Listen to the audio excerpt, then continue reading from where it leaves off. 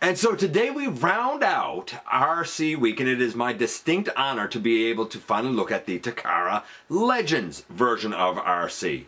We have kind of given a big focus this week to various Arcees, and we're planning on seeing, before this review is over, kind of if she still stands up as like the quintessential G1 mainline version of Arcee that people should still kind of really have or not. We've looked at the Transformers Prime Arcee. That was a long time ago in episode 235. We've looked at the Generations in episode 76. Yeah, it's pretty outdated.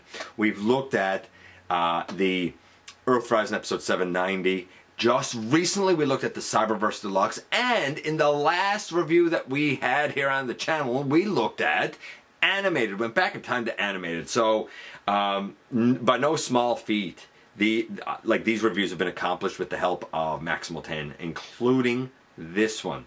Just how good is she? How does she still stack up? Well, we're about to find out when we dive in to looking at the Takara Legends Arcee in the latest GotBot True review.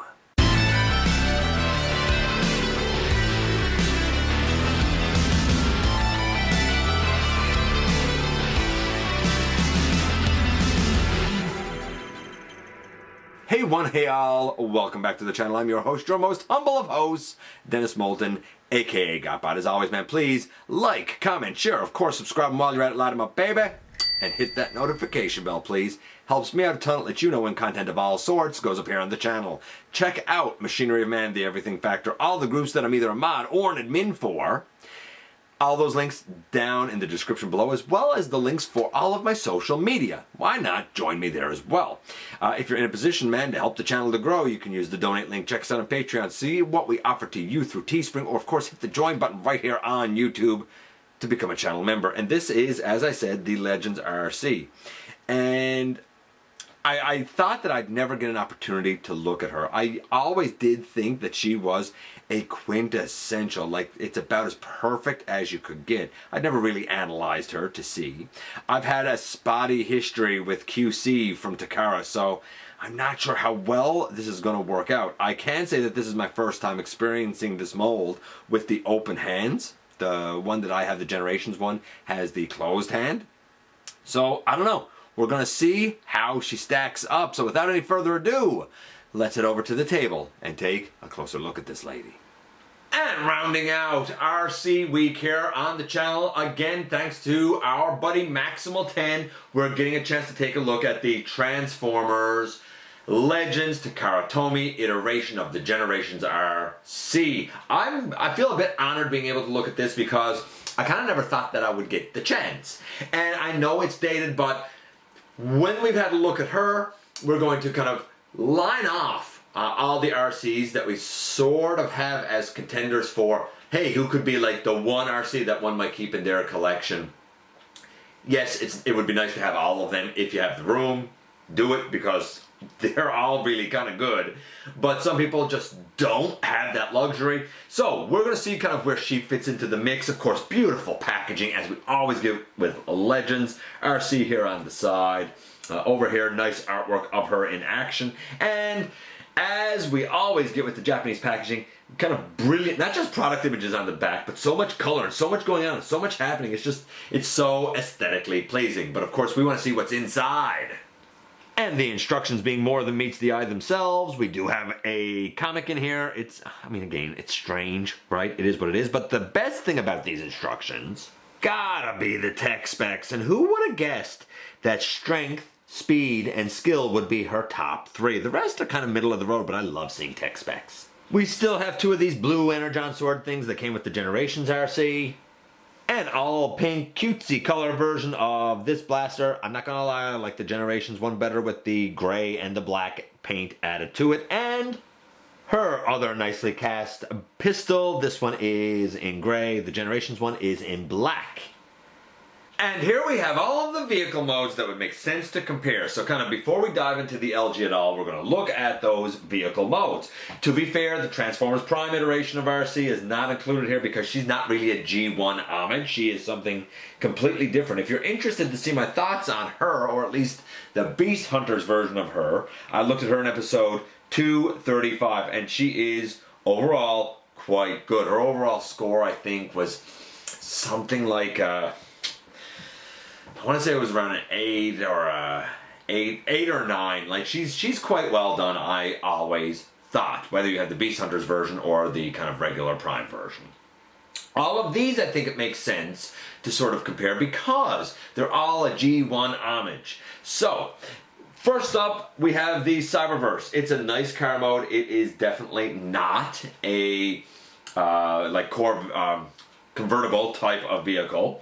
It's definitely a little more stylized, a little more Cybertronian, but like pink car, yeah, you probably know it's Arcee. It's quite nice. This is a good one and a nice solid vehicle mode with good accessory storage up under the hood. And then we have the Generations one. I love the Generations one. I like the look of this one with the black and whatnot that is on it. I just think that the car looks cool. Now, to be fair, the black that's on I'll spit this out in a minute. The Generation should probably be gray, and instead of the Autobot symbol being on the black, it should be down further on the hood there. So then that takes us next to the LG, which we'll talk about in a minute. Down past the LG, we have the animated version of Arcee, definitely stylized. The pink is definitely darker, but again, it's a pink car. It is a nice homage to Arcee, and it is the most distinctive homage to that G1 Arcee. And then down on the end, we have the Earthrise one. Again, it's all right to the original, I guess. So, if we're going to whittle this down a bit, these two are going to definitely be the closest thing to that G1 animation accuracy. And both of them are pretty close. Both of them kind of in this section here and like maybe at her knee section. Like the vehicle should have a gray kind of break. We do have silver, gray on the front. This one is missing that. It's just white on the front. So in the end, just because of a couple of little accent details, arguably there should be a gray. It might be shadow, but it should be a gray just around the edge of that hood, arguably. So in terms of the little details, I think that the LG pulls it off just slightly better. So in terms of vehicle mode, across all Arcees, the best one for a mainline offering is still the LG. It has been for a long time. It still is, right down to the pink fin being accurate. We can also take these off the side if you want. They can go up on the top, but a lot of people like to lay them aside because in G1, you know, that's not what she had, blah, blah, blah. We have seen this transformation going from robot to vehicle way back in episode 76 when we did look at that original Arcee. So, you know what? Let's do the transformation now, these many years later, and kind of see how it goes from vehicle back to robot. So, coming down underneath, you can kind of see where we begin, and it's going to be with these hands. We're going to pick those hands off, and we're going to pick out, well, the blaster from the back, and then this one, which is tabbed in, and always a challenge to get out, I find. And it just went off the table. Okay, so I retrieved her blaster that flew across the floor, and I think this was about where we were. So we're going to kind of pick it up from here. Those arms, they kind of come up. This front piece comes all the way forward, and the legs, they can come out from here and kind of begin to bend their way down just a little bit. And now her body looks kind of exploded. First thing to do is kind of fold that up now. It's just easier if you do it now. And then you can bring the legs the rest of the way down and collapse the hip, leg the rest of the way down, collapse the hip, and bring up her feet. And really, the lower body now is done. For the upper body, we take the arms and they come down on armatures here and here to the side. And then this whole front of the car section untabs and begins to come down over the front. And we should be able to just kind of angle the whole thing down here on the back to get it all in position. Of course, she's on her side now. I'm going to stand her up.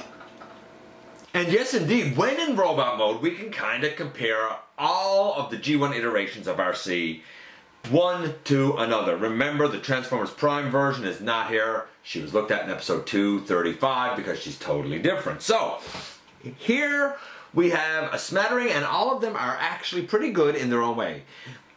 All of them have their weaknesses as well.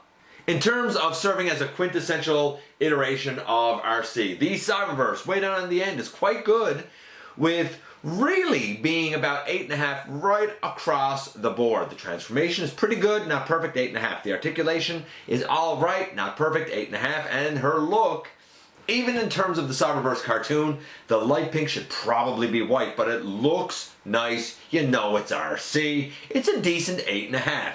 Then we have the Cyberverse. Not the Cyberverse, the animated. The animated had a 10 for transformation, and like an 8 and a 9 for the articulation and the look.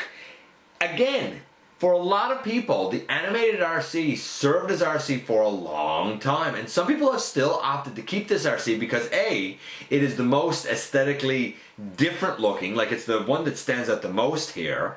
B, it's still fun. C, the transformation actually incorporates the robot body. So there's a strong argument for kind of saying, yeah, you know what, the animated Arcee is still my kind of quintessential Arcee of choice. But if we're really going hardcore to G1, we're going to have to stick with the main three in the center. Now, while I think the main three in the center here are all appealing, for me, my personal favorite is the Generations. I know it is stylized with the inclusion of the black and whatnot, but I do find her to be the one that looks the most, I don't know, like, she looks like she's tough. She looks like that she'd be trouble. She looks like somebody that you gotta be careful with. She looks like somebody dangerous because of that touch of black. It's stylized, but I think it really works to sort of enhance her character. But it's not G1 accurate, really. And then there were two. Starting from the very bottom, her feet should be white. That is a win for the Legends. Her little cuff should be gray. The legs and the pink knees, the white legs, the pink knees, that's right on both. The pink pelvis and kind of gray tummy is correct on both, though the, I guess, lights in the tummy should be red, not pink like they are on the Earthrise. Going up the chest, there should be another little section of gray. That's not on the Earthrise, but it is on the Legends. The Autobot symbol is really located correctly for both. The face should have a little pink hue to it. It's not a stark white. So the pink hue of the Legends is correct.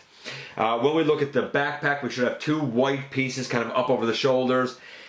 We have that to a lesser degree on the Earthrise, but it's quite prominent and clear on the Legends.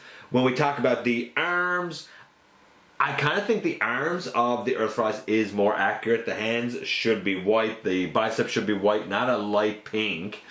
And the placement of the rest of the pink is correct. So I think the Earthrise wins for the arms. I think the Legends wins for everything else. In fact, if we're going to talk about scores, the Earthrise had a 9.75. I'm going to say that the Legends, for looks, still has a 9.75. Just about perfect.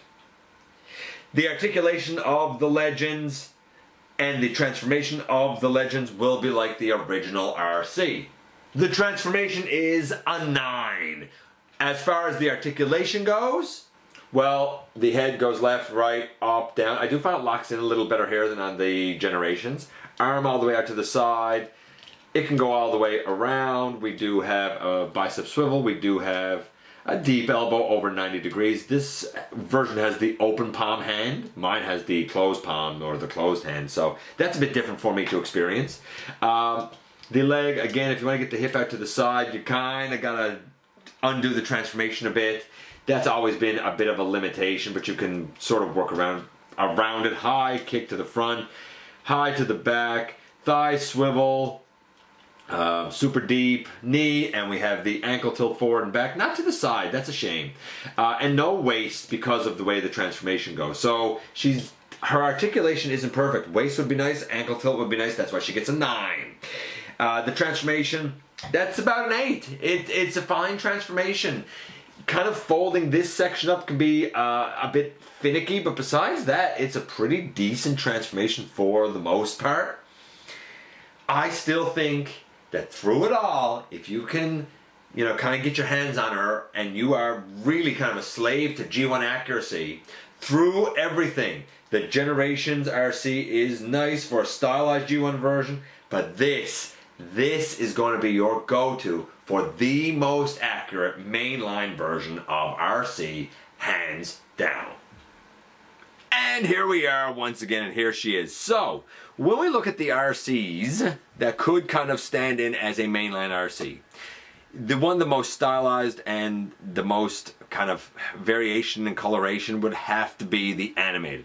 Still fantastic, and the strength with the animated is that so much of the body is actually incorporated into the transformation. If that's what you want, that might be a way to go.